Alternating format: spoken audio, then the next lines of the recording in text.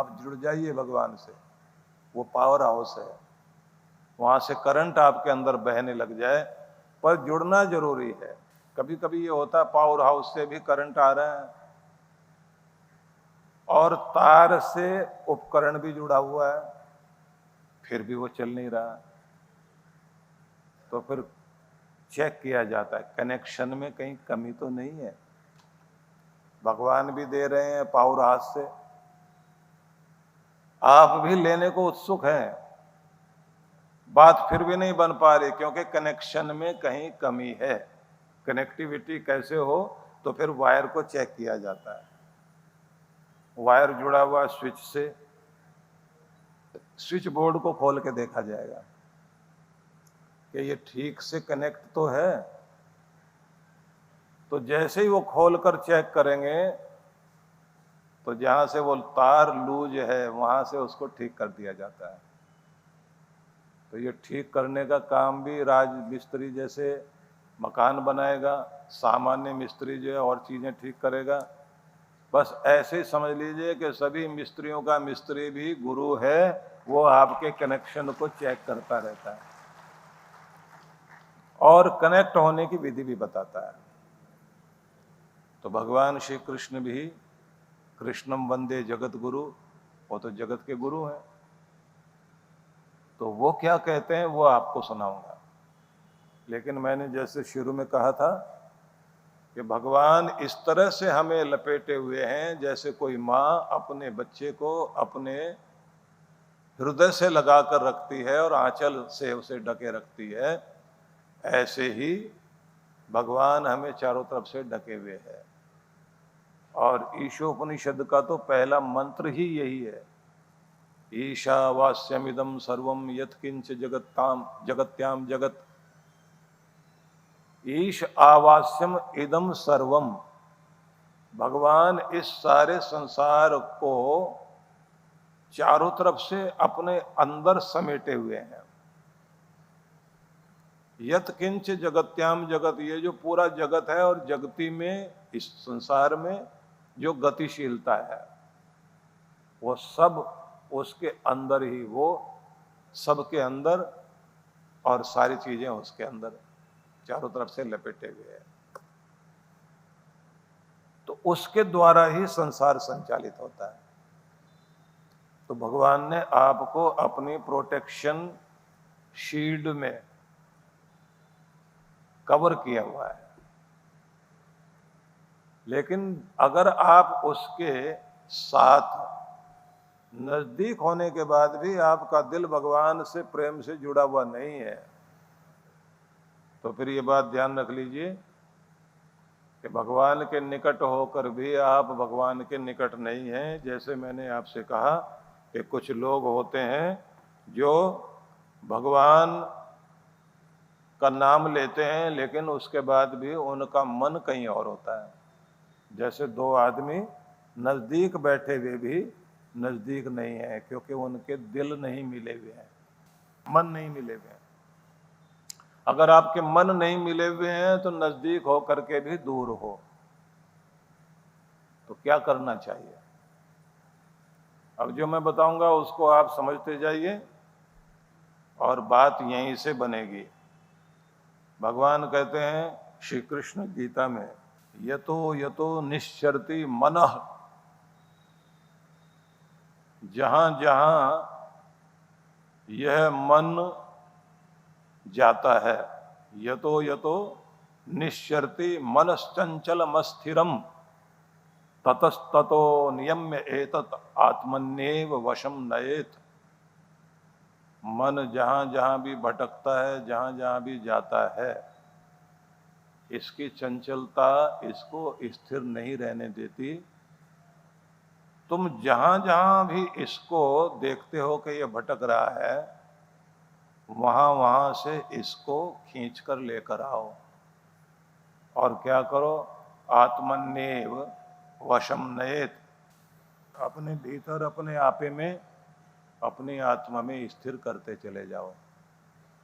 तो क्या कहना चाहते हैं भगवान कि मन तो भटकेगा, इधर भी उधर भी दौड़ेगा, जहां जहां भी जाता है वहां से इसको भटकाओ को खींच कर लेकर आओ और अपने भीतर अपने आपे में लगाओ। जिस चीज में इसको रस आता है ये वहीं जाके खड़ा होता है। और एक बात और, जिस चीज से इसको डर लगता है, जिस चीज के प्रति इसके मन में बैर होता है,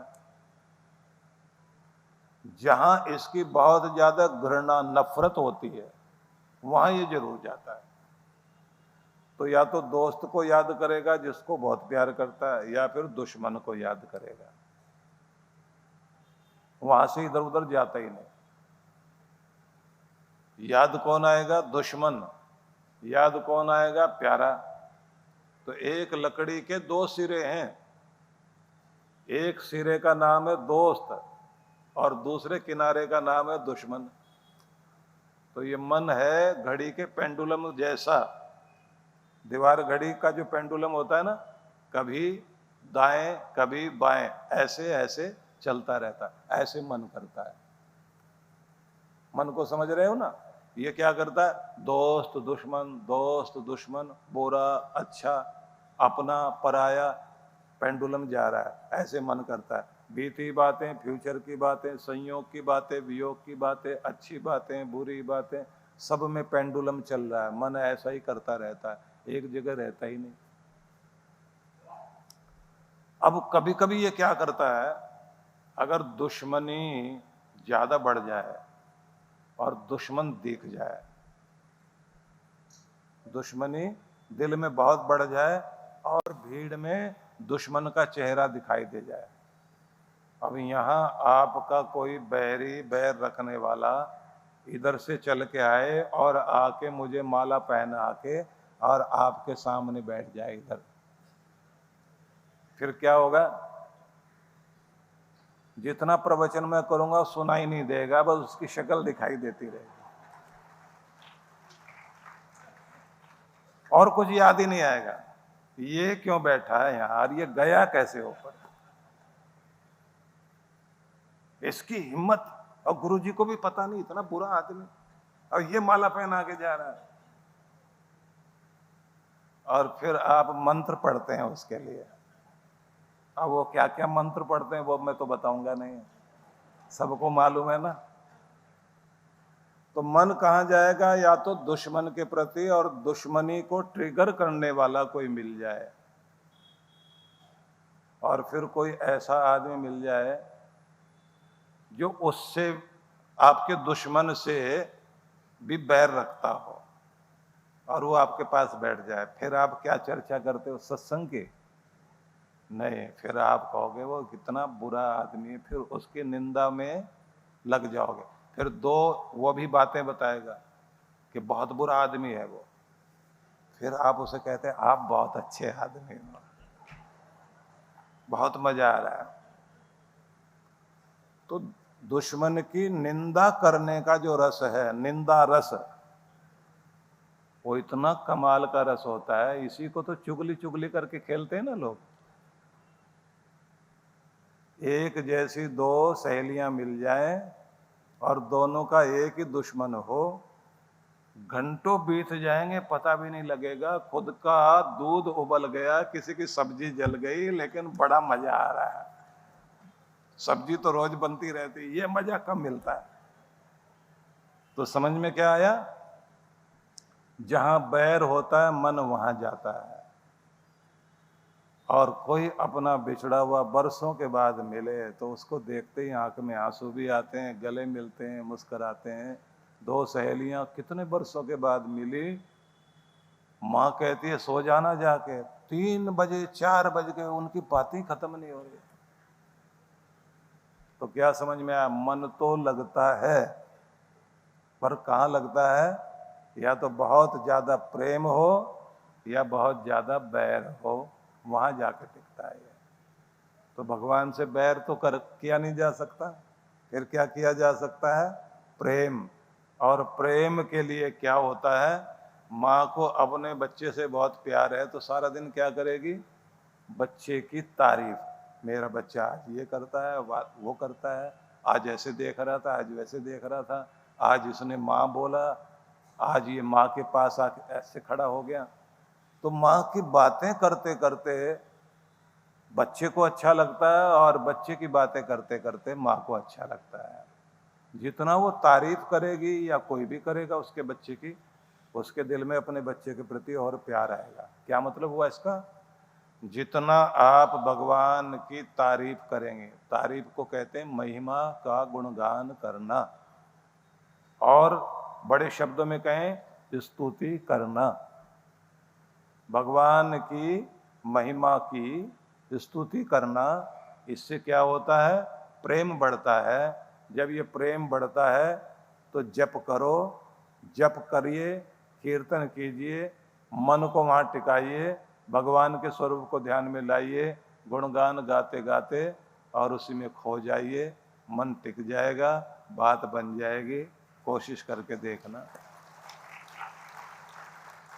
अब इस बात को लेकर के इस श्लोक को समझिए कि भगवान कृष्ण क्या कह रहे हैं कि जहां जहां तुम्हारा मन जाता है, भटकता है, वहां से इसको लेकर आओ और ला करके वहां लगाओ जहां इसे लगना चाहिए। कहां लगना चाहिए? अब वो कहते हैं आत्मन्येव वशम नयेत, इसे रोक करके अपने भीतर लेकर आओ, अपने अंदर लगाओ। अब भीतर कहां? अब इसको समझना है। ये जो आप दिखाई देते हैं ये आपका शरीर है। इस शरीर के अंदर जो जीवनी शक्ति है उसका नाम प्राण, और वो जो प्राण शक्ति है, जीवनी शक्ति है, वो अंगों के माध्यम से काम कर रही है। आंख से, नाक से, हाथ से, पांव से, हार्ट से, अंदर अंदर अक्ल से, सब चीजों में जीवनी शक्ति काम कर रही है। लेकिन जीवनी शक्ति किसके कारण काम कर रही है? जिसके ये सब नौकर चाकर हैं। शरीर भी जिसका नौकर है, प्राण जिसके नौकर है, मन जिसका नौकर है, हाथ पांव अंग प्रत्यंग जिसके नौकर हैं, वो अंदर बैठा हुआ मालिक है। वो कौन? वही है आपकी चेतना, आपकी आत्मा, आपकी रूह। वही हो आप। वो इसको छोड़ दे तो फिर ये शरीर शरीर नहीं रहता है, फिर तो ये मिट्टी हो जाता है। जिंदा आदमी से हाथ मिलाकर कितना अच्छा लगता है।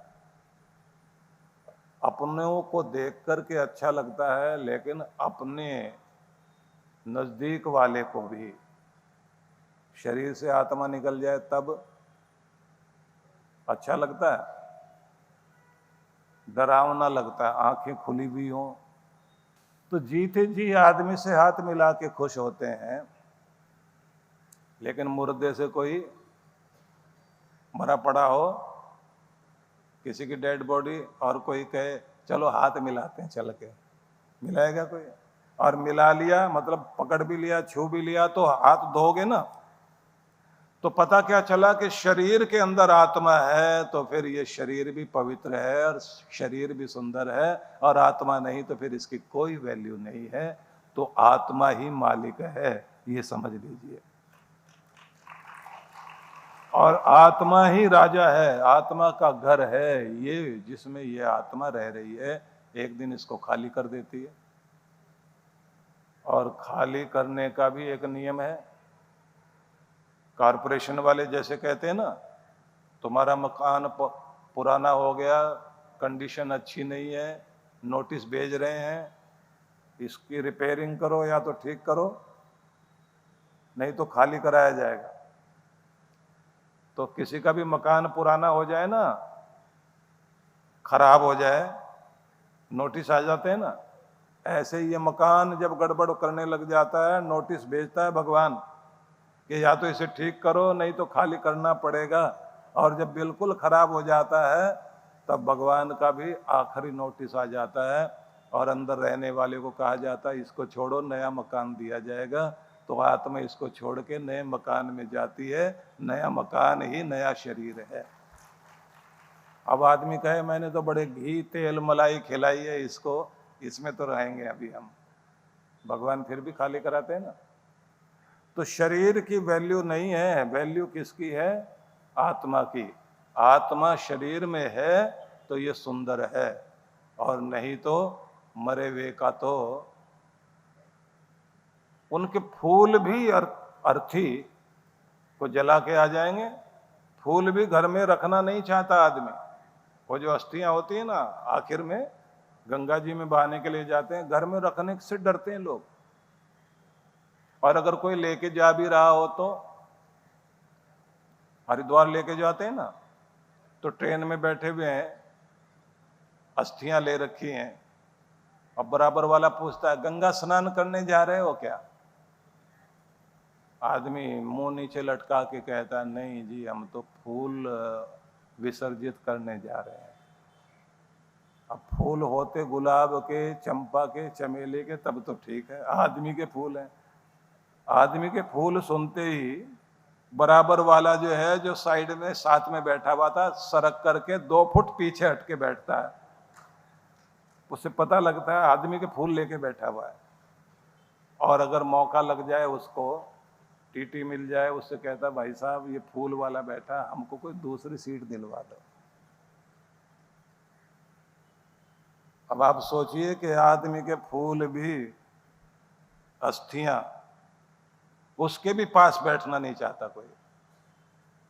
और जहां हरिद्वार में जाके उतरते हैं, रिक्शा वाले को कहें हर की पौड़ी चलना है, वो भी थैला देख करके समझ जाता फूल वाला आ रहा है। और उसे लेगा 10 रुपए तो उससे कहेगा 50 लूंगा। भैया इतने पैसे क्यों? वो नहीं महाराज, आप फूल लेके बैठे हुए हो, मुझे 2 बाल्टी पानी भी तो डालनी पड़ेगी रिक्शा में बाद में।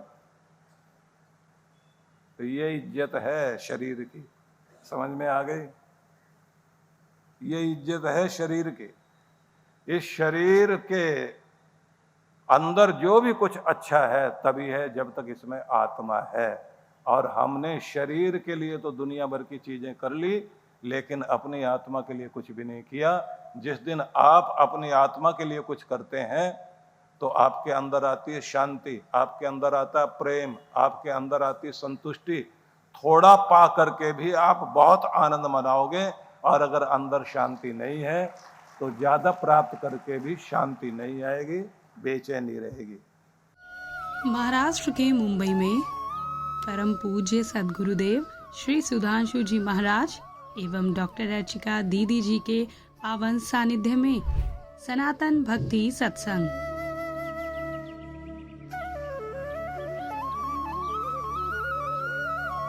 दिनांक 22 से 26 जनवरी 2026।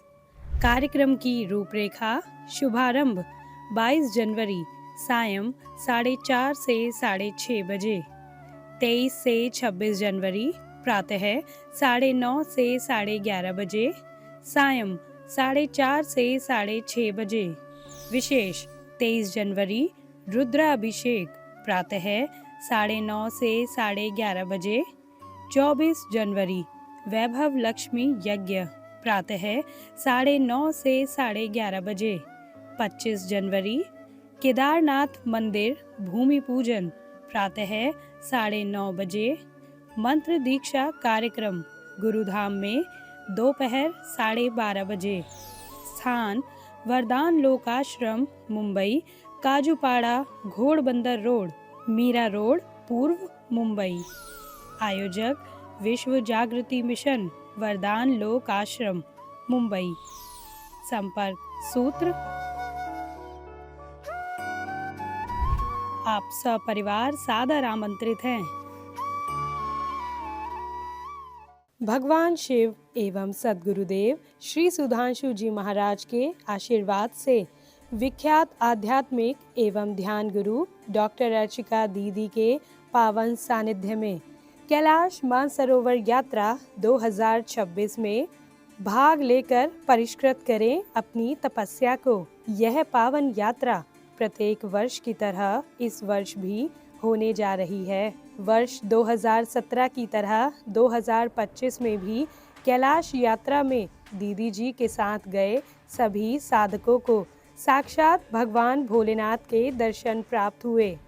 कार्यक्रम की रूपरेखा: बस यात्रा 15 से 28 जून 2026, हवाई यात्रा 16 से 25 जून 2026। अधिक जानकारी के लिए हमें इन नंबर्स पर संपर्क करें।